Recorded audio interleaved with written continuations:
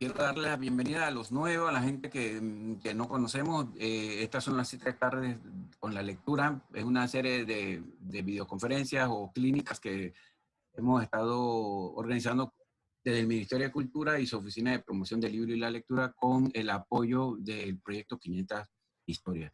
Esta presentación es bien larga, tiene más de 50 diapositivas, pero yo voy a ir, algunas prácticamente no las vamos a comentar porque necesitamos respetar el tiempo, como Osvaldo dijo. Así que voy a empezar enseguida para hablarles del cuento. ¿Cómo nace un cuento? Así se llama esta presentación. Y bueno, y está dedicada a toda la gente que quiere aprender a escribir cuentos y también a los amantes de la lectura del cuento, que les sirve también. Pero salida tenemos que entender, tenemos que saber qué es un cuento. Y un cuento es una mentira. Así de simple, una mentira. Hay muchas teorías del cuento, pero comencemos para que no nos enredemos y para que lo tengamos bien claro que es una mentira. Y lo vamos a sustentar con algunos pensamientos de escritores como Juan Rulfo. Él llegó a escribir: todo escritor que crea es un mentiroso. La literatura es mentira. Es decir, todas las ficciones son mentiras, por eso son ficciones, ¿ya? Pero el cuento es una mentira, pero no es una falsedad, añade Juan Rulfo. Es una mentira, pero no una falsedad. Y eso vamos a aclararlo rápidamente. Este señor que está aquí dice: si no es usted capaz de mentir exageradamente, es poco probable que sea capaz de escribir ficciones. Así que si usted quiere aprender a escribir cuentos, tiene que estar dispuesto a mentir. Y eso es de John Fitzgerald, que también es un escritor norteamericano que nos dejó buenas cosas. Nosotros tenemos que aprender a mentir cuando escribimos los cuentos. La narrativa es un lienzo de auténticas mentiras que refresca y alivia el sentido de lo que ocurre. Así que cuando estamos escribiendo cuentos, estamos haciendo mentiras que de alguna forma también le dan sentido a la vida, le dan sentido a nuestro entorno, a la realidad. Y Heraclio Celedad va a decir algo muy interesante: que un cuento nunca puede construirse con una mentira. Parece una contrariedad, pero no lo es. Lo que significa es que los cuentos también tienen un ingrediente mágico, así como es la imaginación, también tienen algo de la realidad y están basados en hechos reales, en cosas que nos pasan. Otras veces son ficciones que simplemente imaginamos. Puede ser un sueño, puede ser cualquier cosa. Ahorita vamos a profundizar más en eso, de cómo nace en realidad un cuento. Pero en realidad los cuentos también son algo que apela a nuestra realidad de alguna forma, al menos desde el lenguaje. Entonces, resumiendo, tenemos varias nociones que son importantes. Un cuento es una mentira que deja una impresión de la realidad. La verdad literaria en un cuento tiene licencia de existir tanto como la verdad histórica. Esto es un concepto también de Heraclio Cepeda. Un cuento es una mentira que falsea la realidad para descubrirla o reinventarla. Y con esa mentira vamos a crear un mundo verdadero e interesante. Y cuando escribimos cuentos, lo que estamos haciendo es verosímil lo dudoso, lo que puede ser imposible. Estas nociones son básicas para que ustedes entiendan qué es un cuento, porque la mayoría de las veces en mis talleres, por ejemplo, la gente escribe cosas y no sabe mentir, o escribe una anécdota y piensa que eso es un cuento. Y yo digo, eso no es un cuento, eso lo puede tener usted como algo, como una anécdota o cualquier cosa, pero menos un cuento. Un cuento es una narración donde los personajes sufren un acontecimiento que les transforma la vida. Este concepto de Joaquín Armando Chacón me gusta porque en realidad cuando nosotros construimos historias, estamos construyéndole, como que dice, la vida a un personaje. Le estamos dando una identidad, le estamos dando una personalidad, por decirlo así. a los personajes. Los personajes van a moverse en una realidad ficticia que nosotros se la hemos creado. Esta definición me gusta bastante. Pero ¿de qué está constituido un cuento? En primera instancia es un acaecimiento puro. Un acaecimiento puro es algo que muy preciso, algo que le va a acaecer a un personaje, y eso está también constituido o formado por muchos componentes. Ahora vamos a verlo rápidamente. Y es un acaecimiento ocurrido a una tercera persona. Por lo regular, cuando estamos contando una historia, nos referimos a una tercera persona, pero eso no siempre es así, porque hay cuentos que también están escritos desde la primera persona, de la segunda persona, pero por lo regular es una historia que le pasa a otro. Solemos decir, él estaba sentado esperándola a ella en el restaurante. Entonces es como contar la vida de otra persona.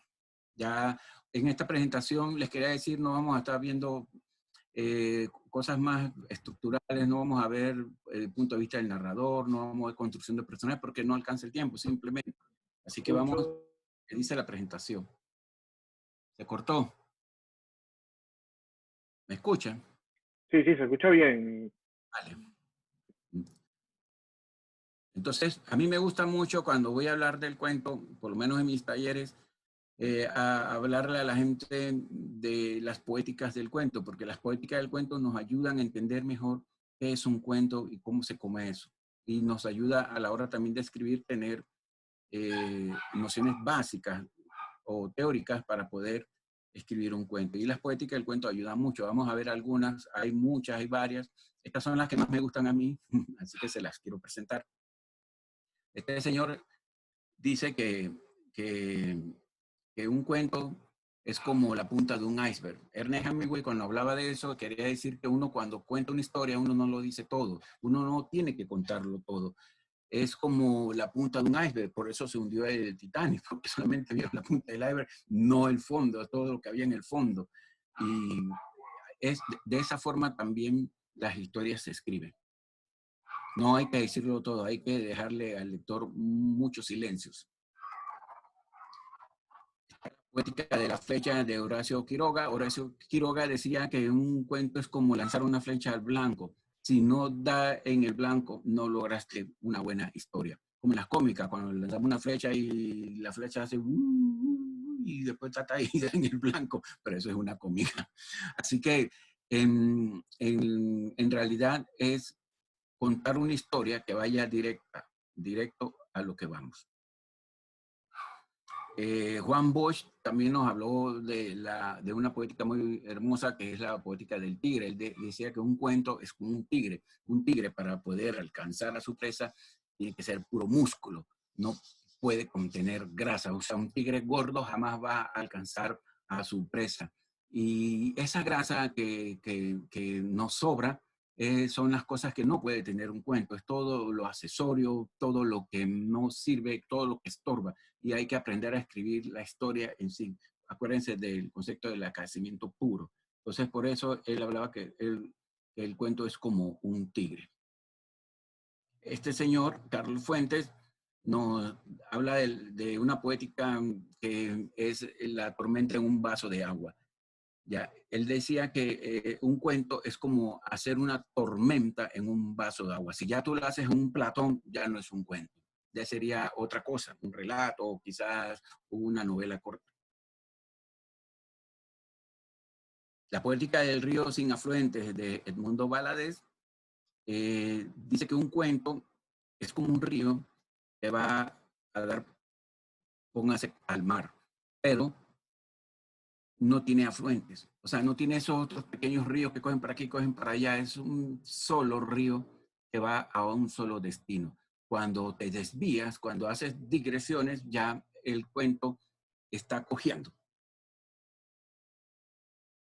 La poética del diamante puro y la fotografía es de Julio Cortázar. En realidad, Julio Cortázar ha dicho muchas cosas, muchas poéticas del cuento. También tiene la donde compara el cuento con el boxeo.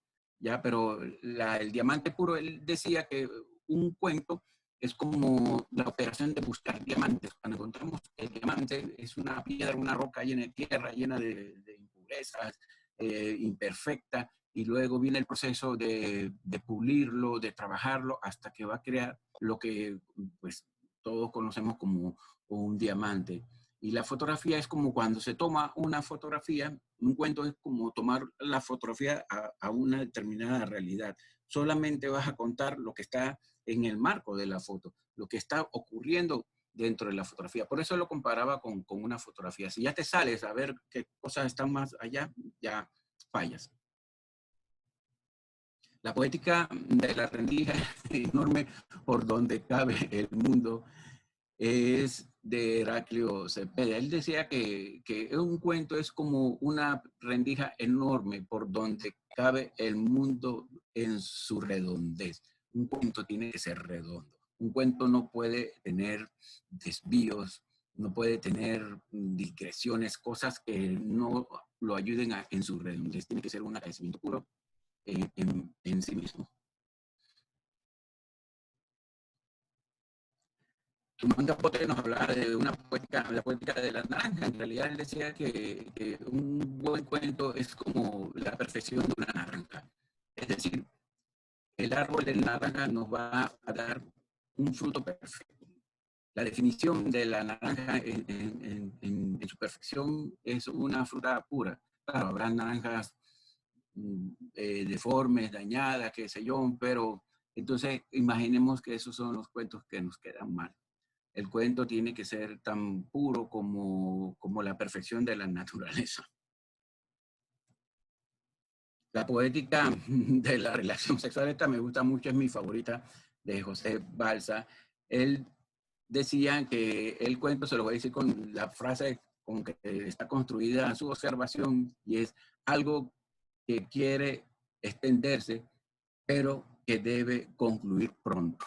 Por eso esta relación que le hacía con la sexualidad. ¿Ya? Y esta poética en lo personal me gusta mucho. Algo que quiere extenderse, pero que debe concluir pronto. Entonces, ¿cómo nace un cuento? Vamos a ver algunas cuestiones básicas. Nace de una epifanía.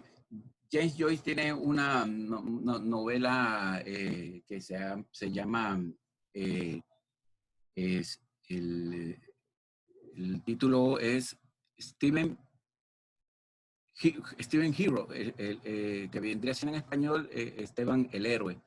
Eh, es una novela donde uno de los protagonistas va a hacer una reflexión sobre cómo nace una historia y nos habla de las epifanías. Y una epifanía es, en su definición, es una súbita manifestación espiritual motivada por cualquier cosa. Estamos hablando de que un cuento puede ser inspirado por cualquier emoción, puede ser motivado por cualquier cosa. Y Marco Tulio Aguilera, en un ensayo que se lo recomiendo, se llama La poética del cuento, el pájaro que cruza por el cielo del cuento.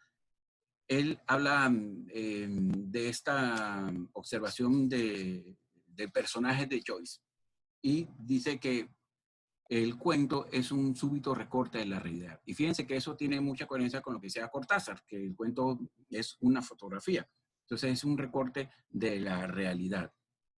Entonces, siendo una epifanía, el cuento puede nacer de una imagen, puede nacer de un personaje, una imagen en el sentido de algo que vemos, ya algo que experimentamos, algo que nos pasó, puede ser incluso un sueño, o a través de un personaje, alguna persona que conocimos y nos impresionó mucho. Hay personajes que cuando, hablo de personajes de la vida real, personas que cuando los conocemos nos causan un sobresalto y de pronto sirven para contar una historia. Puede ser un encuentro, puede ser una experiencia con algo, puede ser una aventura. Hay muchos cuentos que son inspirados por distintos tipos de aventura. Incluso puede ser una frase. Hay, por ejemplo, Una rosa para Emily, que es el cuento de William Faulkner. Él confiesa en una entrevista que que ese cuento fue inspirado por una imagen de un cabello que encontró en una cama en una casa vieja. Entonces, esa es una imagen que lo inspiró a él para escribir este famoso cuento. Entonces, cualquier cosa puede ser una epifanía. Se me había olvidado decirle a todos los que están participando en el taller que en la clínica, que esta clínica es casi un taller, pero ya ustedes saben, escriban sus cosas, las presentaciones se las van a mandar, así que ustedes escriban con calma y después, si pueden, me mandan las cosas por correo electrónico si quieren. Yo en el tiempo que pueda, pues les diré si está bien o está mal. Por ejemplo, escribir un cuento con esta imagen, ¿ya? Ahí, ese es el primer ejercicio. Entonces, los componentes del cuento de los que hablé al principio son el tema, la acción, el tiempo, el espacio, el personaje, el narrador, el punto de vista y la distancia. Cada uno va a responder a las preguntas que están a la izquierda, que cuenta el tema, de qué manera es la acción, cuándo sucede el tiempo, dónde sucede el espacio, a quién le pasa el personaje, etc. Todo esto lo van a tener, pues los que están conectados van a recibir la presentación.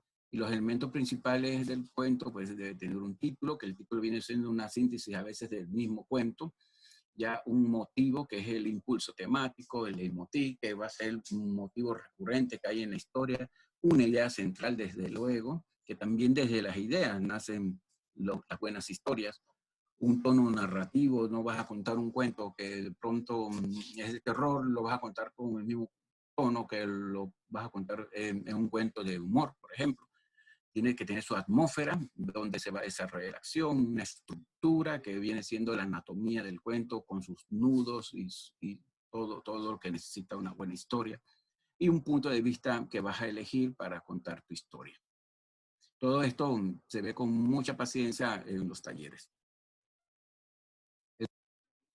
Y sus valores, registra la realidad, por ejemplo, sintetiza la realidad, nos ayuda a tener un concepto más general del mundo, nos posibilita crear personajes que a su vez van a tener distintas posibilidades de supervivencia, ¿ya? El cuento tiene muchos valores y posibilidades.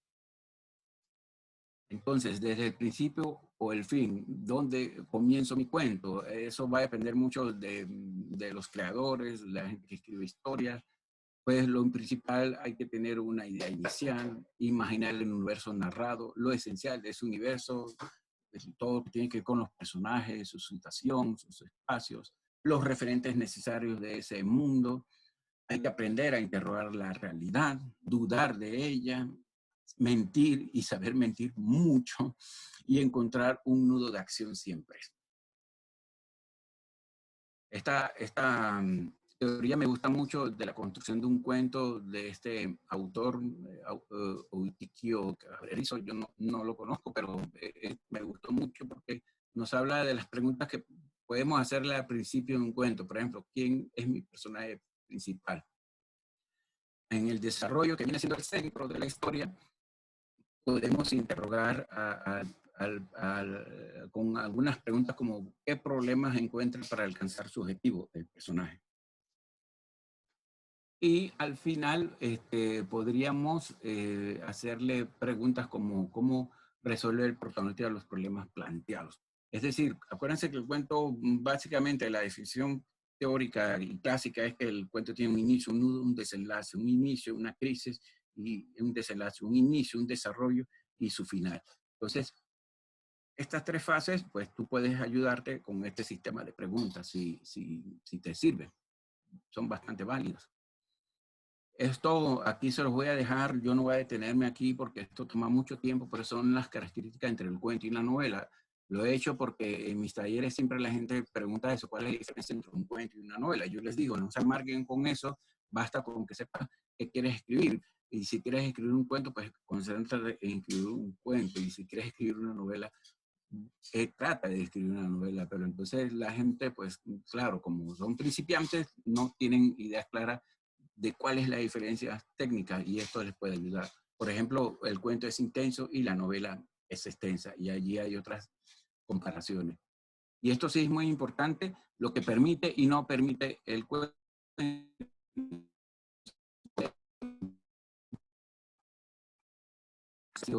la coherencia. También podríamos añadir aquí la intensidad. ¿Se me está escuchando bien, Osvaldo? Porque acá me manda mensajes extraños. Se te cortó un poco ahorita, pero fue por segundos. Se te está escuchando bien. Ok. Y un cuento, no, lo que no va a permitir nunca son desvíos, digresiones, cabos sueltos, cosas accesorias y lo peor, que no sea verosímil. El cuento tiene que ser verosímil, que yo me lo crea, aunque yo sepa que es un cuento, me lo creo. Hay otro ejercicio que se los voy a dejar acá para que lo puedan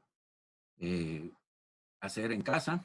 Ahí les va a quedar en la presentación para que trabajen, para que escriban sus propios intentos de cuento. Esto habla de los comienzos y la frase gancho. Es muy importante tener idea de qué tipo de cuento voy a escribir y cómo lo voy a iniciar, darle la vuelta. Juan Bosch reflexionó mucho sobre eso, sobre la importancia de un buen comienzo, ¿ya? Y yo sí pienso que es muy importante un buen comienzo. Aquí les voy a dejar las definiciones de la frase gancho o los buenos comienzos y les vamos a dejar algunos comienzos importantes que he compilado para ustedes, ¿no? Aquí está, por ejemplo, este tipo de comienzo con personificación o prosopopeya, que es un cuento de Octavio Paz. Muchos no saben que Octavio Paz también escribió cuentos y este cuento se llama Mi vida con la ola y habla pues de una ola de mar que se enamora de un hombre y el hombre se la lleva para su casa y tiene incluso relaciones sexuales y todo con la ola. Un cuento. Pero esa es la magia de la literatura. Así que aquí les doy algunos fragmentos de cuentos muy famosos y qué tipo de comienzos son, ¿no?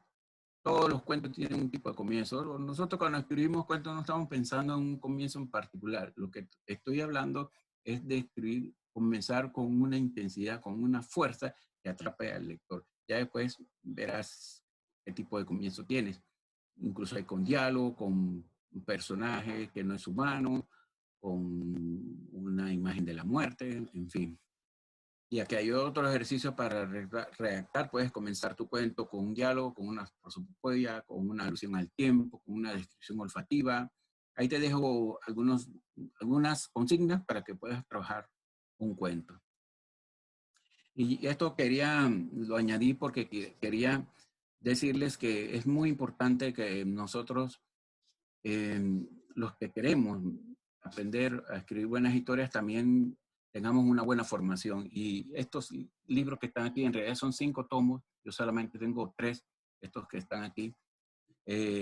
Son libros teóricos que les pueden ayudar a entender más este universo del cuento. Estos son muy buenos. Tengo los 3 aquí para darles envidia a todos. Y se los dejo aquí para que los puedan buscar y los puedan comprar. Estos también son muy buenos. Estas son antologías de cuentos, ya, de cuentos muy breves. Por aquí también están. Uno de estos es de mi amigo Giancarlo Efecio. Yo no sé si está por ahí conectado. No te he quitado tu libro, por aquí lo tengo guardado, pero está muy bien cuidado acá en mi biblioteca. Algún día cuando nos veamos te lo tengo que devolver. No me acuerdo ni cuál es el tuyo. Antología crítica del cuento hispanoamericano. Este libro, estos son 2 tomos, son muy buenos, estos que están acá, son muy buenos, tienen cuentos, aparte de esos que hablan del autor, y también hay una buena bibliografía del autor, de José Miguel Oviedo, un buen trabajo de estos libros.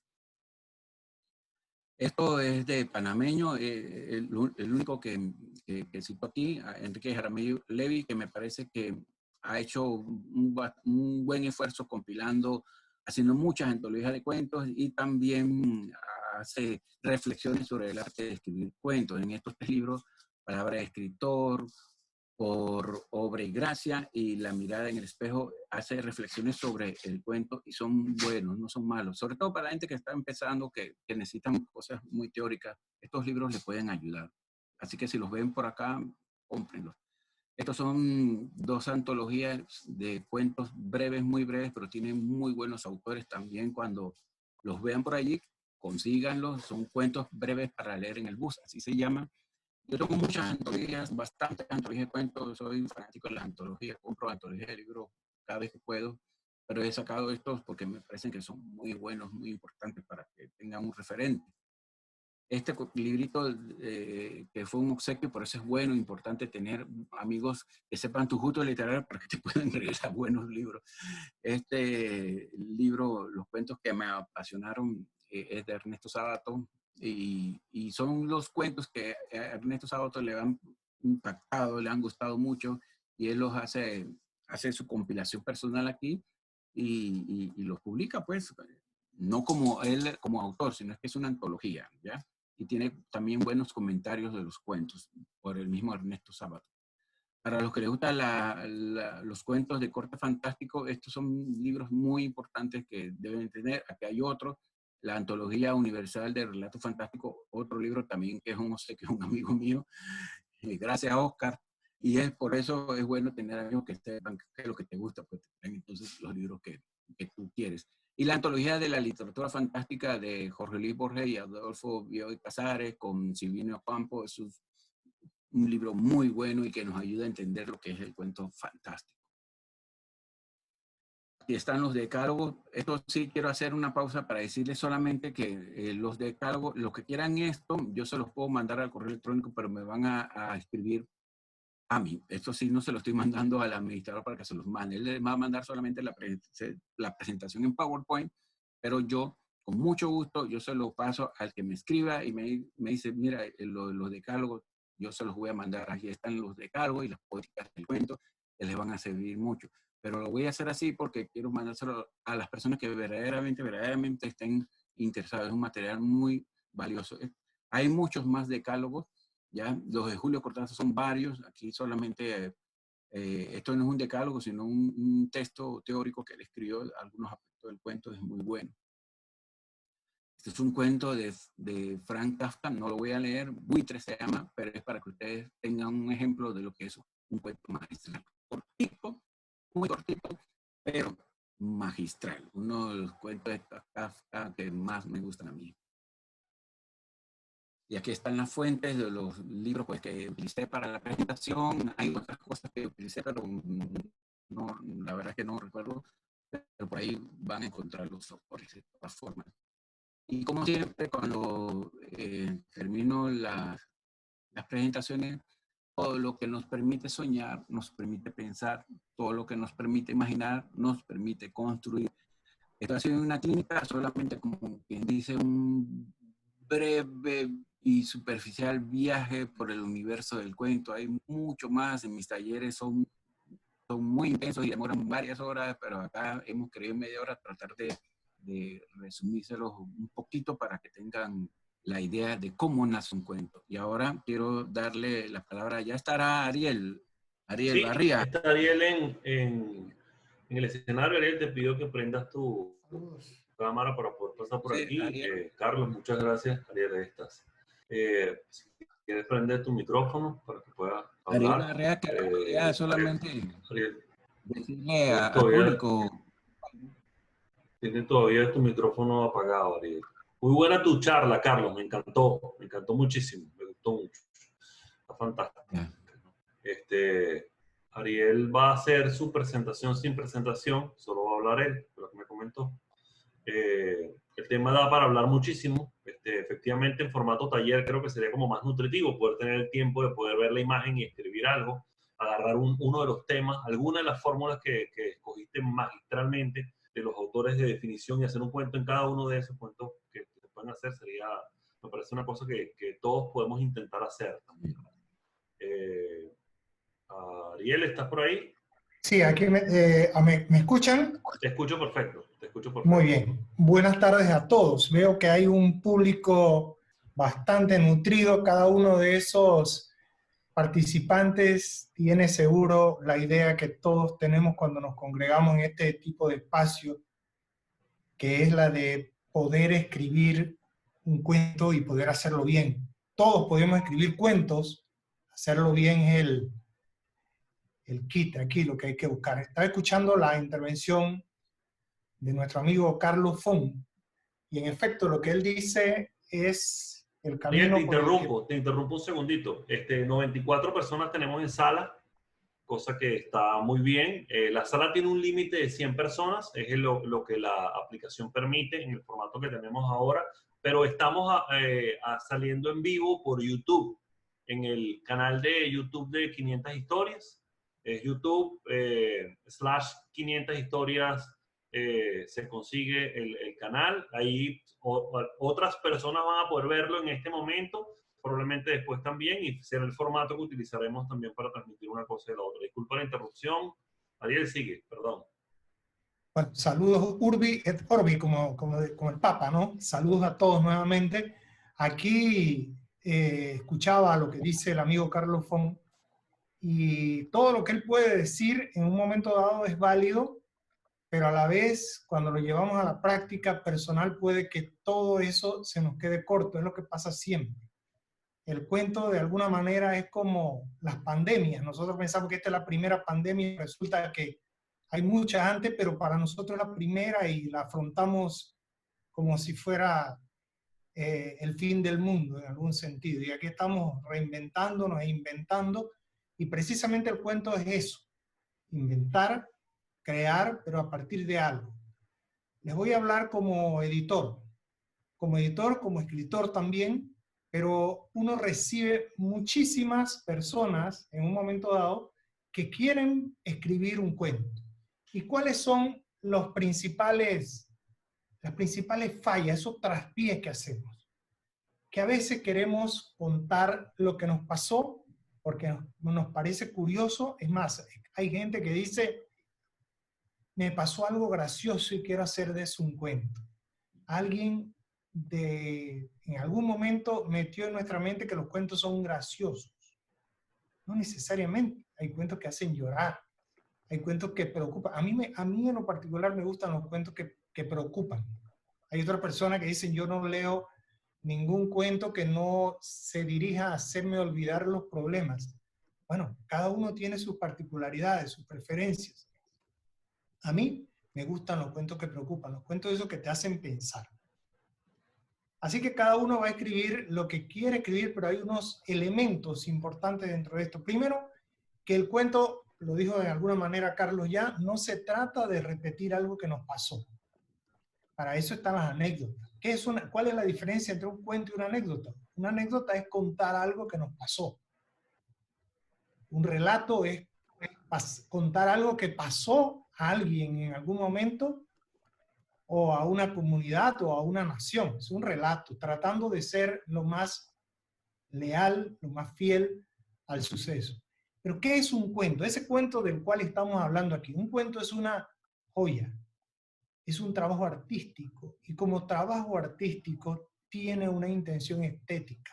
Es decir, quiere hacer arte y quiere hacer belleza. Tiene que querer hacer eso. Para que sea cuento literario y no sea una anécdota, no sea un relato, tiene que haber un trabajo artístico. Y aquí es donde entra el escritor. Ahora bien, viene la otra pregunta. ¿El escritor nace como escritor o el escritor se hace? Ambas cosas. El escritor, yo pienso, esto es algo teórico, que todos tenemos la vena de escritor. El asunto está en desarrollarla con el trabajo, con el esfuerzo, con la asistencia a espacios como este, con la lectura. No hay posibilidad, voy a adelantarles eso. Si usted quiere ser escritor y usted no lee, no lo va a lograr. Tiene que haber un trabajo. Yo siempre digo que la escritura es como una moneda. O sea, usted no va a una farmacia, a un supermercado y paga con el anverso de la moneda. Usted paga con el anverso y con el reverso, con la cara y el sello, con la cara y la cruz. Usted no paga con una de las dos. Entonces, cuando usted quiere ser cuentista, usted tiene que haber leído. Excepto si ahora con esta nueva normalidad que tenemos, alguien comienza a enseñar natación por Zoom, ¿no? Y todos vamos a salir graduados de natación por Zoom y un día nos tiramos a una piscina, nos tiramos al mar y bueno, vamos a ver los resultados. Entonces, usted tiene que haber leído.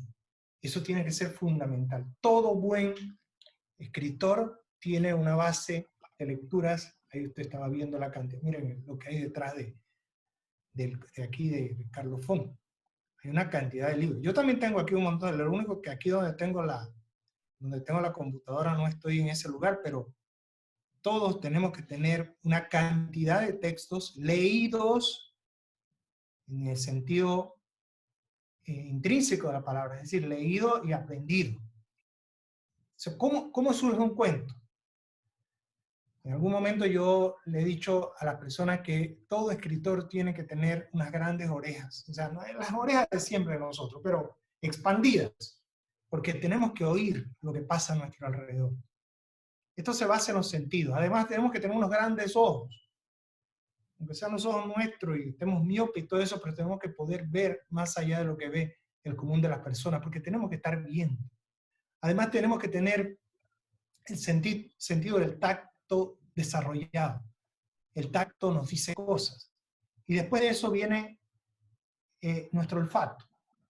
Hay aromas que generan recuerdos, que generan emociones, que generan posibilidades de escribir algo a partir de eso.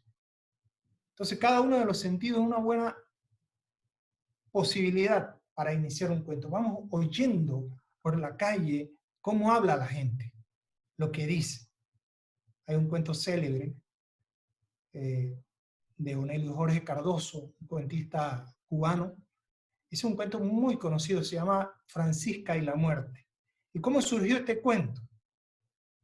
Este cuento surgió porque una vez a un familiar de él, no me acuerdo ahorita si es la madre o la abuela, alguien le pregunta, oye, un saludo muy coloquial, oye, yo pensaba que tú te habías muerto. Y ella le contesta algo así como, es que no hay tiempo para morirse. Ahora, si Onelio Jorge Cardoso toma eso y lo cuenta como lo acabo de contar yo, es una anécdota. Pero él creó, a partir de esa expresión, creó el cuento Francisca y la muerte. A partir de una expresión de alguien que él escuchó cerca de él. Entonces, ahí podemos nosotros generar un cuento. Pero no contentarnos con repetir la historia, hay que elaborar el arte alrededor del cuento. Y para eso es muy importante todo lo que se dijo, todo lo de la poética del cuento que mencionó Carlos Font anteriormente, de todos estos autores, sumarlo y agregarle nuestra propia experiencia. Tenemos que saber elaborar un cuento con la mínima cantidad de palabras. Yo tengo un ejercicio cuando edito textos, y en estos días se lo decía un amigo, uno de los egresados del profe, muy buen escritor, que tenía un libro, o tiene un libro, ya terminado. Y yo le digo a él, ahora haz un ejercicio. Ya lo terminaste, ya crees que ese es tu libro final revisado, ahora haz un ejercicio. Quítale el 20% de las palabras que tiene. Es decir, si tiene 1000 palabras, quítale 200. Si tiene 100, quítale 20. Quítaselas. Ah, pero es que ya yo lo terminé, puede pensar uno. Quítaselas. Vas a encontrar la forma de quitárselas. Porque siempre la tendencia nuestra es a decir más de lo que se necesita. Y un cuento parte de lo mínimo. Pero ese mínimo es como lo de la teoría del Big Bang. De ese punto mínimo tiene que expandirse todo un universo. En esta contemporaneidad, sobre todo, usted tiene que contar con la colaboración del lector.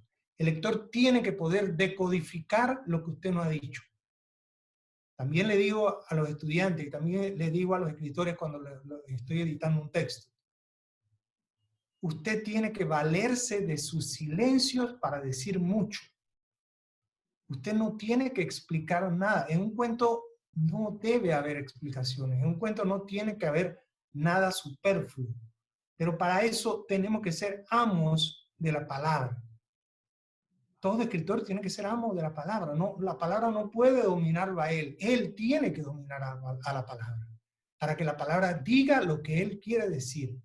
Y sea lo suficientemente sugerente para decirle al lector lo que debe entender también. Ahora, existe la posibilidad de que el lector pueda entender otra cosa y eso es válido también. La interpretación es posible es deseable y hasta cierto punto es necesaria para la decodificación de un cuento.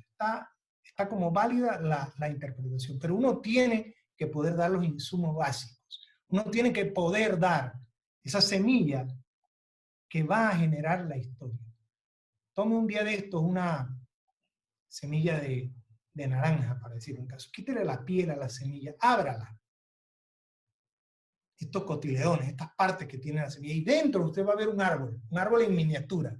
Eso es un cuento. Eso es un cuento. Ese árbol que está metido entre esas dos partes de la semilla, entre esos dos cotiledones. Ese es el cuento suyo.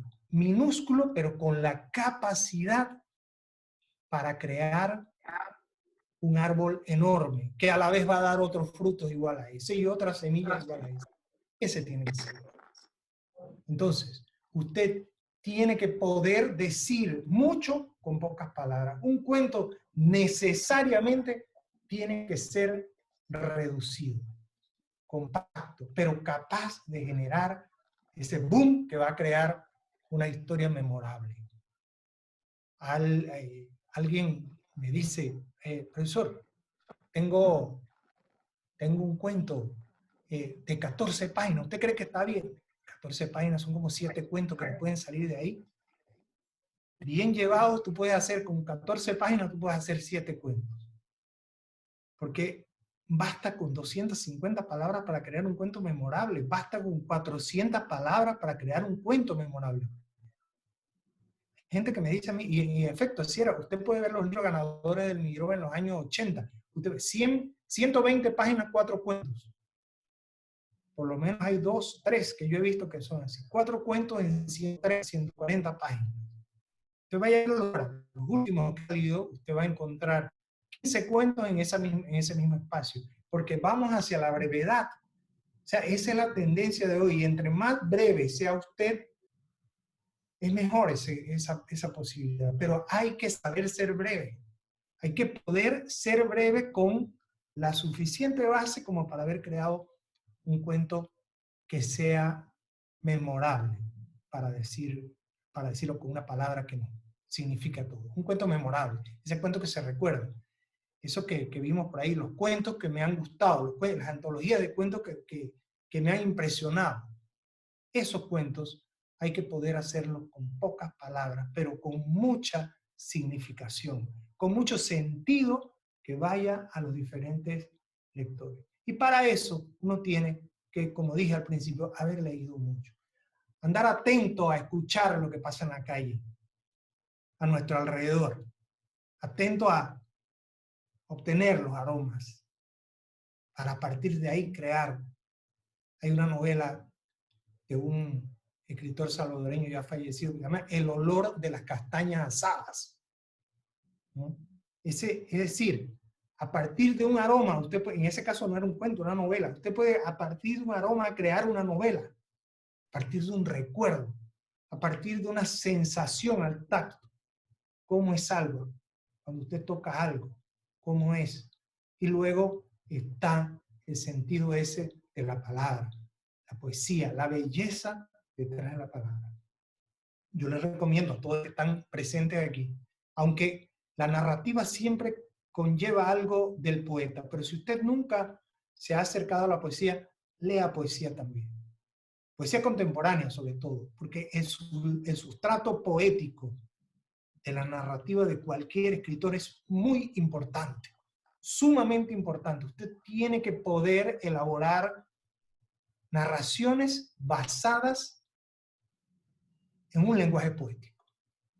Es decir, esa búsqueda de la belleza de la que estoy hablando desde el principio. Tiene que haber belleza. No se conforme con repetir lo que pasó. No dé explicación. Maneje, domine la lengua. ¿Sí? Entonces, esas son las posibilidades que tiene todo escritor.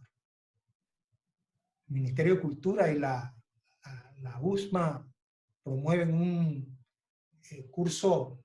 seminario taller que se llama Programa de Formación de Escritores. Como dice Carlos, esto no se puede abarcar todo en media hora, ni en una hora, ni en una sesión. Esto tiene que llevar ¿qué les digo? Una vida. Pero aquí solamente estamos para sembrar en ustedes la duda. Y es que no nos venía a dar respuesta. No, señores, aquí venimos a dar duda. La duda es la que te permite luego ser un buen escritor. Es imposible dar respuestas aquí, pero sí es posible sembrar dudas. Y cuando usted se va con una duda, con una inquietud, usted va en buen camino, para que puedan ustedes también luego desarrollar sus propios trabajos, como sé que cada uno de ustedes tiene en su haber, en sus agendas, en sus archivos, en como usted escriba, ¿no? Cada uno escribe de la manera que le resulta mejor. Mario Benedetti decía que él podía escribir narrativa en la computadora, pero poesía solo con bolígrafo. Y con un bolígrafo especial, una Mont Blanc que le había regalado a alguien que dice él que sacaba buenos versos. Entonces, cada uno tiene sus manías, ¿no? Cada uno tiene sus particularidades. Usted haga la suya o disfrute la suya, pero nunca pierda de vista que en el cuento tiene que haber un trabajo ético. Un trabajo... Dígame. Fantástica, Charlie, fantástica. Y ha sido supremamente breve y provoca extenderla, como dijo Carlos, ¿no? Estamos en las 3:48 y tenemos una sesión que hacer ahorita con todos reunidos en grupos de 10. Tienes un minuto más para cerrar y enseguida pasamos a la conferencia en la cual tenemos chance de conversar. Igual vas a estar tú en una de esas salas. En 60 segundos les puedo decir algo que va a ser valioso para ustedes. Escriban todo lo que puedan. No boten los borradores. No los eliminen. Vuélvalos a ver dentro de un tiempo. De esos borradores que usted cree haber desechado, hay dos posibilidades. Una, que diga cómo fue posible que yo escribiera algo como esto. Eso le pasa a todos, nos pasa a todos. Pero entre esos también usted va a encontrar muy buenas ideas para desarrollar, porque usted, lo dijo Heráclito, nunca pasamos 2 veces por el mismo río. Cuando usted ve algo hoy y lo ve dentro de un mes, ¿qué le digo dentro de un mes? Mañana, puede que lo vea de otra manera. Entonces es posible que esos borradores que desecha ahora, luego le sirvan para algo. Pero escriba. No haga como muchos amigos míos, alumnos, que me dicen, estoy pensando en escribir un cuento. No se piensa en escribir un cuento, se escribe el cuento. Con todos los errores que usted pueda tener, con todas las equivocaciones que usted pueda tener, pero escriba. Detrás de un cuaderno, detrás de un libro, escriba. Entonces, en los 10 segundos que me quedan, escriba. No deje de escribir. Y no se arrepienta jamás de haberlo intentado. Muchas gracias, Ariel. Muchas gracias. He estado viendo a toda la gente mientras tú hablas y tienes que ver la impresión de la gente asintiendo con la cabeza, riéndose con lo que decías tú, con lo que decía Carlos también. Como estuviste en mi pantalla y yo los veo a todos, entonces veo los rostros de todos, además de la tuya. Muchas gracias, ¿no? Le voy a pedir a Osvaldo, el mago del grupo, que nos divida en 10, en grupos de 10, para poder conversar entre nosotros. Básicamente, vuelve a ser la misma dinámica. Es el tema, es el tema, el que conversamos.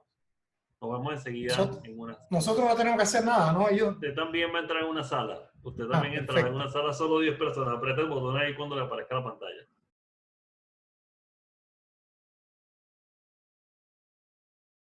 Con los cuentos pasa como los aviones, ¿no? Usted va a ver que todos los accidentes de aviación, o bueno, el 99.99% de los accidentes de aviación ocurren en el despegue y en el aterrizaje. Porque son las etapas más difíciles. En el vuelo, cuando están en el aire, en el vuelo crucero, que se llama, hay la única posibilidad, o casi la única posibilidad, es que alguien nos derribe, o sea, que hay mala intención. Pero los están en el aire. Entonces, cuando usted comienza a escribir, o sea, el inicio, Victoria, y el final son las dos cosas más difíciles que hay. Porque ese remate es el que cuesta a veces.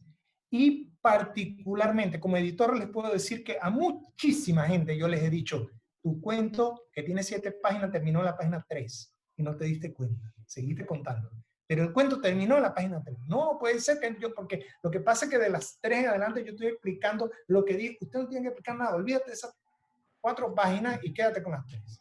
Y así queda el cuento. Entonces, hay que saber rematar un cuento, pero también saber cuándo termina el cuento. Y el cuento tiene que terminar con un final de impacto, tiene que golpearnos en todo el sentido de la palabra, un golpe que duela. Porque a veces uno hace ouch cuando termina de leer un cuento. A veces uno se siente aludido. Héctor Collado tiene un cuento que cuenta de unos fantasmas que están en la calle, y cuando uno termina se da cuenta de que en realidad está hablando de esta gente que se acerca a limpiar ventanas, a pedir dinero, cómo uno los ignora. Y uno se siente aludido al final porque uno lo ha hecho. Melanie, a ver, es que tengo tantos cuentos así en la mente para decirles, por ejemplo, Consuelo Tomás tiene un cuento que se llama El Llegado. Tiene el afán y tiene el deseo, pero no, hasta que no consigues a quién escribirle por el momento, básicamente esa cosa te da paralización y terminas no haciendo. Tengo a 2 personas más en la sala, Dani Isabel. Aquí estoy yo, sí, Dani Isabel, buenas tardes.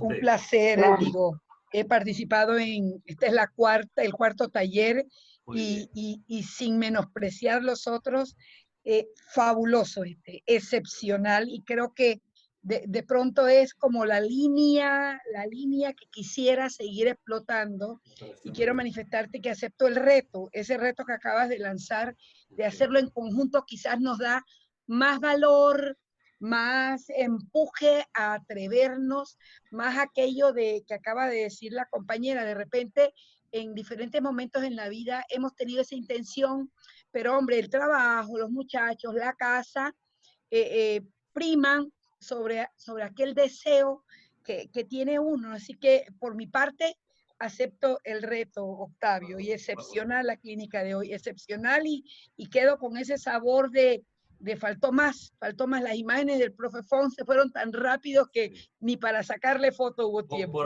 Por ahí viene la presentación, como suele suceder. Él va a mandar la presentación, va a quitar ese espacio que él dijo que no iba a mandar para que se lo manden a los que le manden por correo. Él escribió su correo por ahí, carlosfon1967 en Gmail. Sí.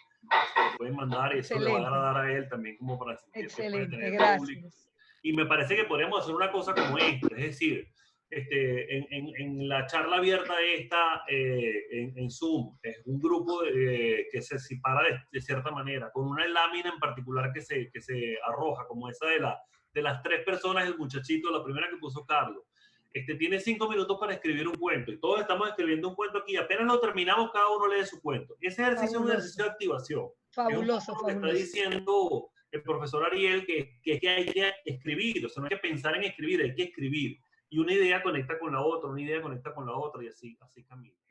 Y me emociono con ella. Después me pongo a ver las cosas estructuralmente técnicas que tiene, cómo lo logró, cómo el escritor logró ese efecto. Pero ya eso, pues casi prácticamente no lo hago, menos que necesita hacer un estudio sobre algún libro que me pidan presentar o así. Ya básicamente yo a esta altura yo leo por placer. Pero antes sí cuando estuve en el periodo de estudio y investigaciones, sí me enfoqué mucho en, por ejemplo, yo agarraba un cuento de Julio Cortázar, como pónganse que Continuidad en los parques, que es un cuento que cita mucho de Cortázar, un cuento también de él como La casa tomada, son cuentos que tienen estudios, pero cientos y cientos y cientos de estudios, es una cosa asombrosa. Y yo después que leí el cuento, primero me lo gocé y después comencé a entender cómo era que logró eso. Cómo logró ese efecto y cómo logró llegar a mí la historia. Y es increíble las cosas que uno descubre ya cuando se pone a estudiar. Que eso es lo más importante cuando uno habla de poéticas del cuento, que todos los autores tienen su poética del cuento. La poética de Julio Cortázar del boxeo es que él comparaba el cuento y la novela, el cuento y la novela los comparaba con una pelea de boxeo. Él decía que un cuento gana por nocaut. En el primer asalto tiene que noquear al lector. Y una novela llega hasta el último round. No sé cuántos rounds tendrá una pelea, porque yo no soy fanático del boxeo. Creo que son 12. Así que se va hasta eso sería una novela. O sea, que cada round es como un capítulo. Pero el cuento no es eso. El cuento tiene que noquear en el primer round. Entrar como Mike Tyson, pip, papi, y noquear. Mirar al lector. Eso es lo que tiene que hacer un buen cuento. Entonces, por eso que a mí me gustan las poéticas del cuento, porque ilustran cómo nace, no cómo nace, sino qué es un cuento. De qué están constituidos y cómo se hace. ¿Puedes repetir? No se escucha bien. No te escuchamos. Y la señora Zaida, no Zaida te tiene el escuchamos. micrófono como apagado, no sé. No la escuchamos. Bueno, para mí ha sido una experiencia grata. No sé si me escuchan. Ahora sí te escuchamos, Irving. Mira, para mí ha sido una experiencia grata porque ya soy un profesional, he tenido que hacer una tesis en Argentina y ahora hice una tesis aquí en Panamá. Y los profesores, no, cambia esto, quita esto, esto, y he tenido que leer. Y con todo esto, ahora que escucho a Carlos Fon y al profesor Ariel, que hay que ser lo más breve, conciso y preciso. Y a veces yo pensaba que el cuento, entre más hojas tenía, así como decía, 10, 12, 13, y veo que es todo al contrario. Ser lo sucinto posible, y hay algo maravilloso. En la belleza misma está en la estética.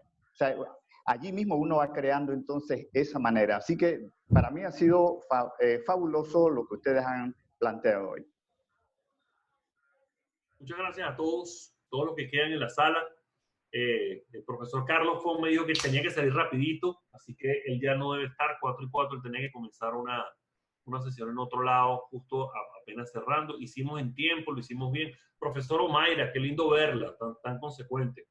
Estuvo estupendo el sitio en el cual estuve. Yo sigo teniendo el monopolio del micrófono, porque Carlos Osvaldo es así. Carlos, tú todavía estás ahí. No te he ido a tu sala. No, aquí estoy. Exacto. Yo estaba anunciando que tú tienes que salir corriendo. No. Fue muy querida, la gente quiso mucho esta sesión. No habla mal de las otras, habla bien. Ya, a ver, me salí de una de las salas que estaba. No, nos mandaron a todos. Bueno, Femia, después usted se comunica conmigo y le termino el punto. Sí, gracias, profesor. 68736095 por WhatsApp. Escriben 68736095. Gracias, profesor. Ahí mi número. Mi número. Hay mucha gente que lo sigue. Yo no puedo estar. Aquí está, ya lo veo. El correo del profesor Fon, disculpe. Carlos Fon 1967. Carlos Fon 1967 en gmail.com. Está anotado en el chat. No lo veo. Carlos Fon. El número de apartamento también se lo puedo dar. 1900. Igual en el correo de hoy se lo mandamos. En el correo que le vamos a mandar hoy, el masivo, ponemos el correo de Carlos Fon para que le escriban ahí directamente. Ok, con mucho gusto. Estuvo bonita esta sesión. Profesor Ariel y profesor Carlos, los dos. Estuvo muy bonita, a la gente le gustó mucho. Muchas gracias. Gracias al profesor Barría y al profesor Carlos Fon. Un placer estar con ustedes acá, tanta gente con ganas de escribir, eso es. Evelyn. Hola. Gusto verlos. Ya los noté.